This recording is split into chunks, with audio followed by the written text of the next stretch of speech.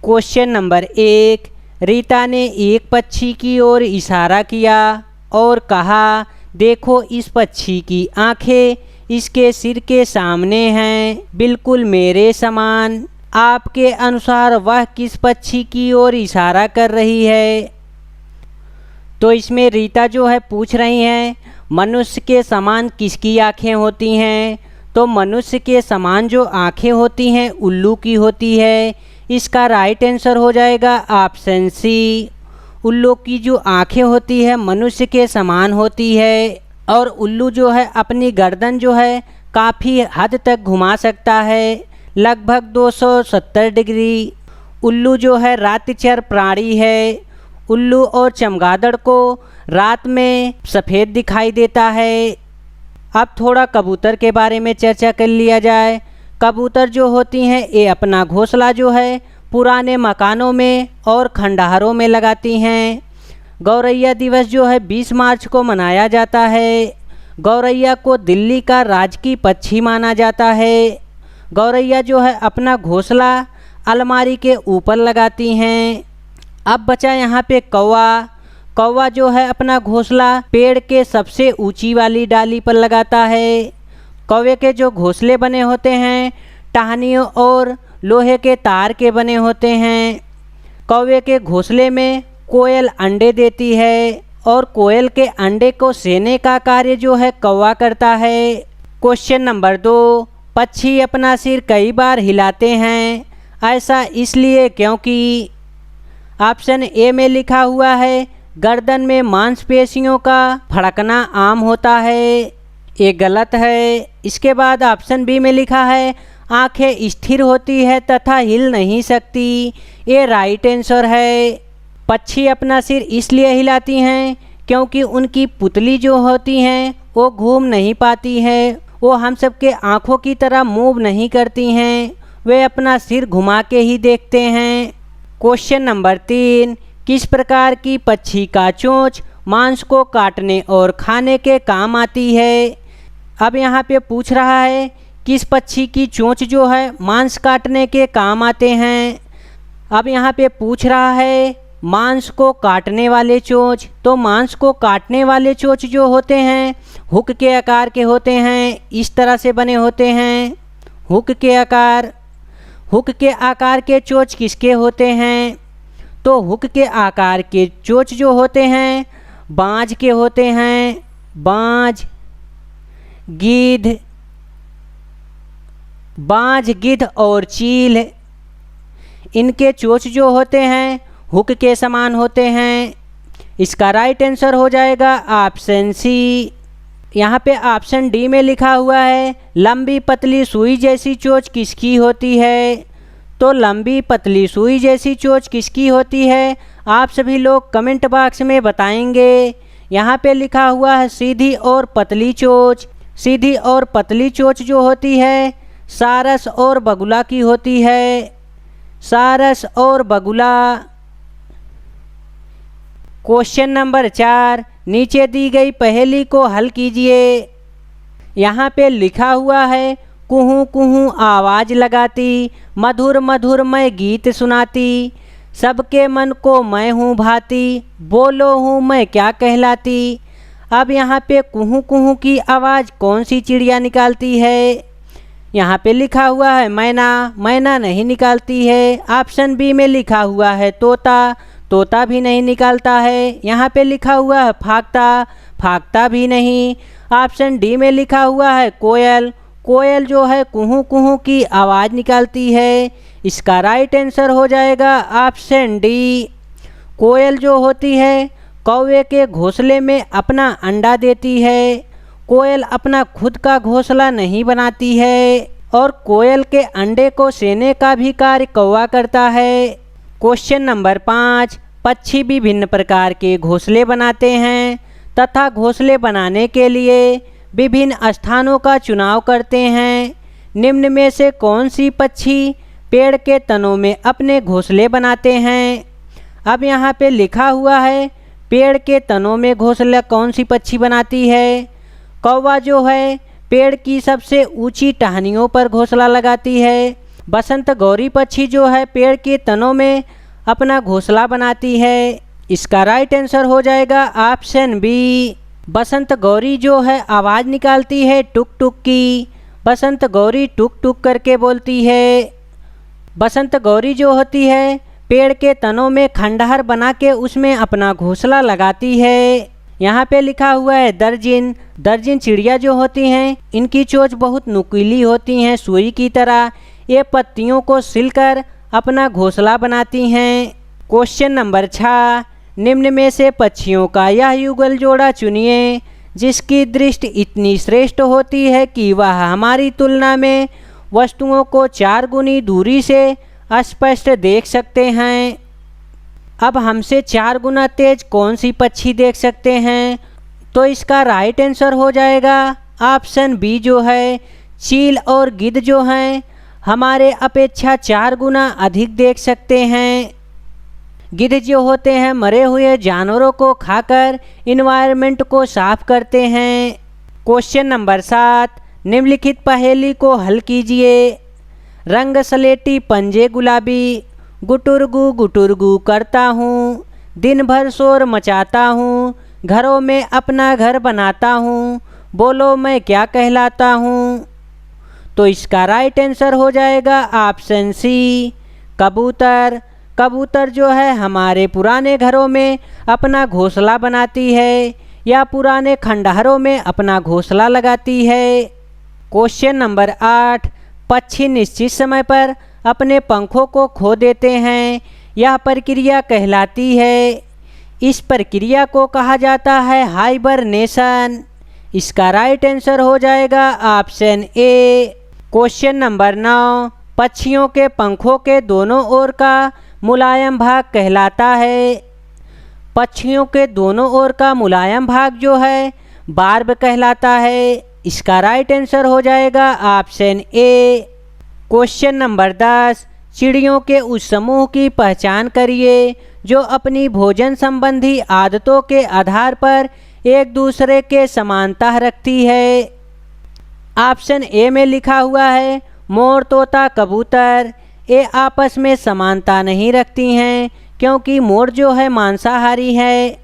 अब option B को देखा जाए। ऑप्शन बी में लिखा हुआ है तोता, कौवा, उल्लू। इसमें भी उल्लू जो है मांसाहारी है। ऑप्शन सी में लिखा हुआ है उल्लू, बाज, चील। ये सभी मांसाहारी हैं। इसका राइट आंसर हो जाएगा ऑप्शन सी। ऑप्शन डी में लिखा हुआ है गिद्ध, कठफोड़वा। यहाँ पे देखिए गिद्ध जो है मांसाहारी है। इसका राइट आंसर हो जाएगा ऑप्शन सी। क्वेश्चन नंबर 11, निम्न में से किस पक्षी की चोंच में छानने की प्रणाली होती है? तो छानने की जो प्रणाली होती है वे बत्तख के चोंच में होती है। इसका राइट आंसर हो जाएगा ऑप्शन ए, बत्तख के चोंच में और सारस के चोंच में। ये सब जब मछलियों का शिकार करती हैं तो इनके साथ कीचड़ और पानी भी चला जाता है और ये सब उससे छानने का कार्य भी करते हैं जिससे वे सब मछलियों को आसानी से निगल जाते हैं और कीचड़ को बाहर कर देते हैं। क्वेश्चन नंबर 12, अपनी गर्दन को झटके से आगे पीछे कर सकने वाला पक्षी है। यहाँ पे लिखा हुआ है झटके से आगे पीछे करना। तो झटके से जो है अपनी गर्दन को मैना आगे पीछे कर सकता है। इसका राइट आंसर हो जाएगा ऑप्शन डी। और उल्लू जो है अपनी गर्दन को काफ़ी हद तक पीछे तक घुमा सकता है, लगभग 270 डिग्री तक। क्वेश्चन नंबर 13, निम्नलिखित पहेली को हल कीजिए। चोंच है मेरी बड़ी निराली, सुई हो जैसी सिलने वाली, पत्ते सिलकर घर बनाऊं, कौन सी चिड़िया मैं कहलाऊं? तो सुई जैसी चोंच जो होती है दर्जिन चिड़िया की होती है। इसका राइट आंसर हो जाएगा ऑप्शन सी, दर्जिन चिड़िया।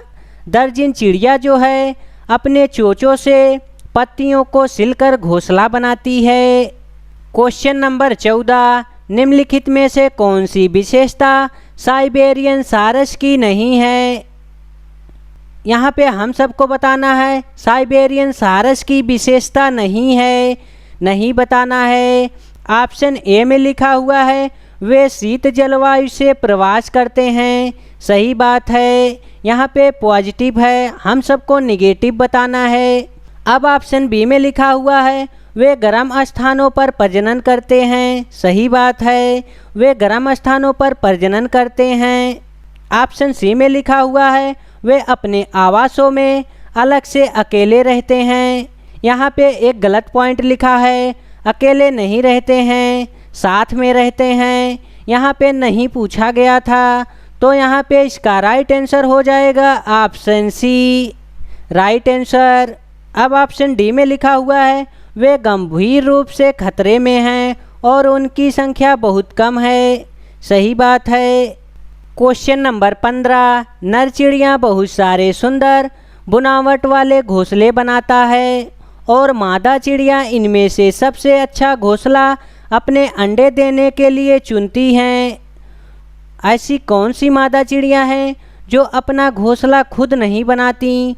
तो बया चिड़िया जो है अपना खुद का घोंसला नहीं बनाती हैं। इनके नर चिड़िया जो हैं वे घोंसला बनाते हैं और जो सबसे अच्छा घोंसला रहता है इन सब में से, उसी में वे जाके अपना अंडे देती है। इसका राइट आंसर हो जाएगा ऑप्शन ए।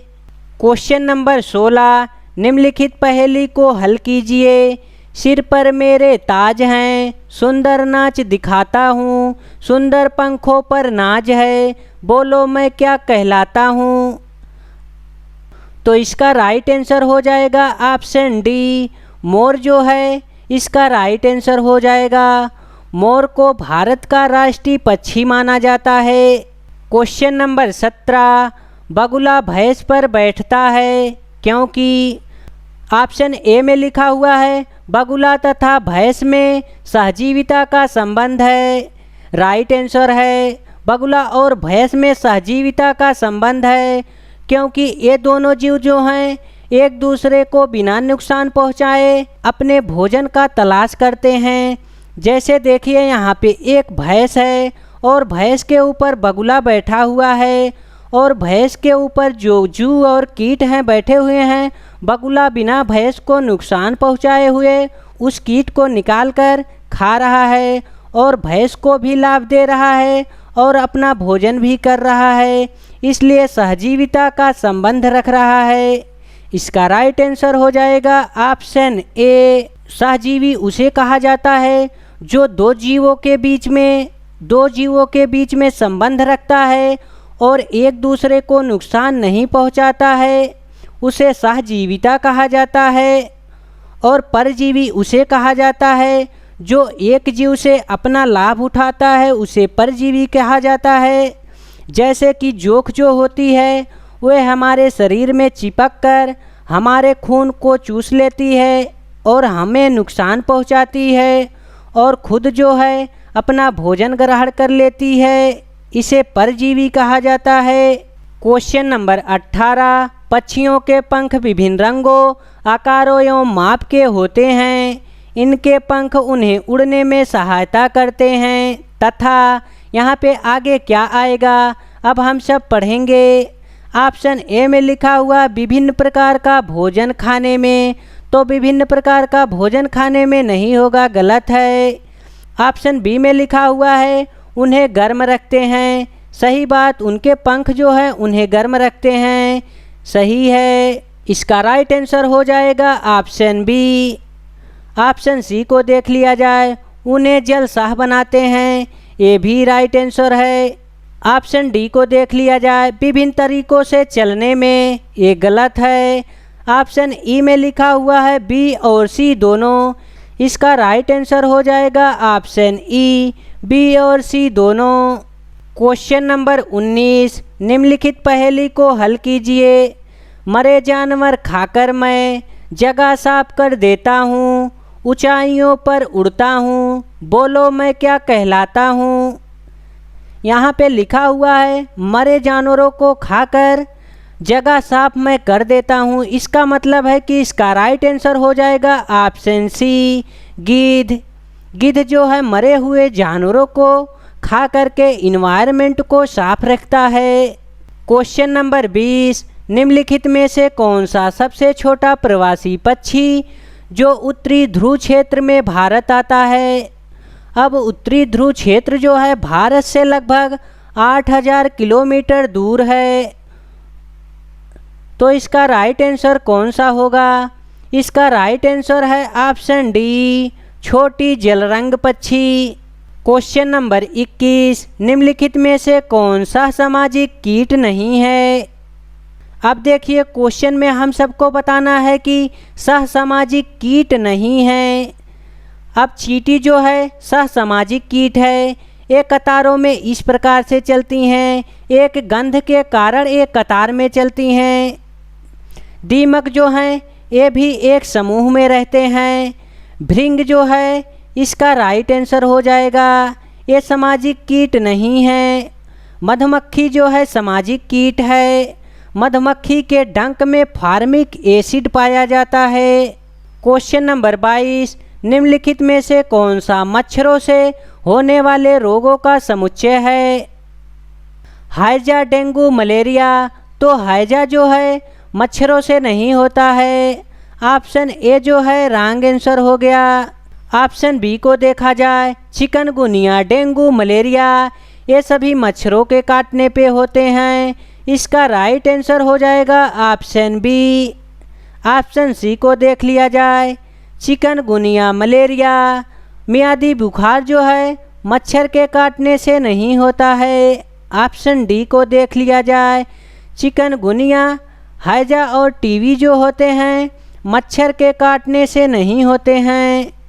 इसका राइट आंसर हो जाएगा ऑप्शन बी। मच्छरों से बचने के लिए हम सबको क्या करना चाहिए? जहाँ पे पानी कहीं पे इकट्ठा हो उसमें हमें तेल का छिड़काव करना चाहिए, जिससे पानी का पृष्ठ तनाव कम हो जाएगा और मच्छर के लार्वा मर जाएंगे। और इनसे बचने के लिए हमें मच्छरदानियों का उपयोग करना चाहिए। क्वेश्चन नंबर 23, मच्छरों की प्रजनन की रोकथाम के लिए कई विधियां प्रस्तावित की जाती है। निम्नलिखित में से वह विधि ज्ञात कीजिए जो मच्छरों के प्रजनन को नहीं रोकती। यहाँ पे हम सबको नहीं बताना है। अब ऑप्शन ए को देखा जाए, कूलर के पानी को सप्ताह में कम से कम 2 बार बदलें। सही बात है। जब पानी एकत्रित रहता है तो उसमें मच्छर के लार्वा उत्पन्न हो जाते हैं। यहाँ पे हम सबको नहीं बताना है। अब ऑप्शन बी को देखा जाए, तालाब और पानी इकट्ठे होने वाले स्थानों में मछली डाले जो कि मच्छरों के लार्वा को खा ले। सही बात है। ऑप्शन सी देखा जाए, मच्छरदानी का प्रयोग करें। तो इसका राइट आंसर हो जाएगा ऑप्शन सी। यहाँ पे पूछा गया है प्रजनन में सहायता नहीं करते हैं तो मच्छरदानी का यहाँ पे कोई भी प्रयोग नहीं होगा, इसलिए इसका राइट आंसर हो जाएगा ऑप्शन सी। अब ऑप्शन डी को देख लिया जाए, यदि किसी स्थान पर पानी इकट्ठा हो गया हो तो तेल का छिड़काव करना चाहिए। ये भी सही बात कहा गया है। जब रुके हुए पानी में हम सब तेल का छिड़काव करेंगे तो पानी का पृष्ठ तनाव कम हो जाएगा और मच्छर के लार्वा मर जाएंगे। क्वेश्चन नंबर 24, मधुमक्खियों के छत्ते में मधुमक्खियों के बारे में निम्नलिखित में से कौन सा कथन सही नहीं है? यहाँ पर भी नहीं बताना है कि कौन सा कथन सही नहीं है। ऑप्शन ए में लिखा हुआ है केवल रानी मक्खी अंडे देती है। सही बात लिखा हुआ है। ऑप्शन बी में लिखा हुआ है श्रमिक मक्खी नर मक्खी होती है। तो ये रॉन्ग लिखा हुआ है। श्रमिक मक्खी जो होती है मादा मक्खी होती है। इसका राइट आंसर हो जाएगा ऑप्शन बी। ऑप्शन सी में लिखा हुआ है छत्ते में कुछ ही नर मक्खियाँ होती हैं। सही बात लिखा हुआ है। ऑप्शन डी में लिखा हुआ है छत्ते में केवल एक ही रानी मक्खी होती हैं। पूरे छत्ते के समूह में एक ही रानी मक्खी होती हैं। सही बात लिखा हुआ है। मक्खियों के अंडे देने का समय जो होता है अक्टूबर से दिसंबर तक होता है। मधुमक्खियों के डंक में फार्मिक एसिड पाया जाता है। मधुमक्खी पालन को एपी कल्चर कहा जाता है। मधुमक्खी पालन जो है बॉक्स में किया जाता है जिसमें मीठी चीनी का घोल डाला जाता है। मधुमक्खियाँ जो हैं लीची के फूल से सबसे ज़्यादा शहद बनाती हैं। क्वेश्चन नंबर 25, निम्नलिखित में से कौन सा सामाजिक कीट है? इसका आंसर आप सभी लोग कमेंट बॉक्स में बताएंगे।